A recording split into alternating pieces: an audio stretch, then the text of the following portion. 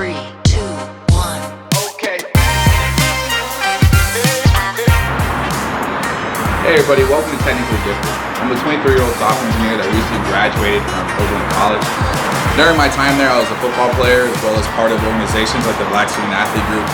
Because of this experience, I realized that a lot of people end up at the same end goal, but through a lot of different paths, meaning everyone has a different story to tell, and it can be helpful to really collect these stories into tips and tricks in an easy way so people can really expedite their own journey on their current path.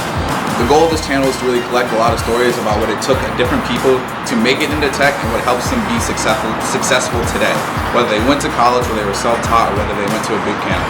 I think it's important for everybody to have a place where they can just come and watch a video and listen and pick different people's minds in order to learn and pull out the information necessary so they feel like they can succeed and that they have all the tools in their hands. I really believe that if we can help even just one person with this channel, it's a success.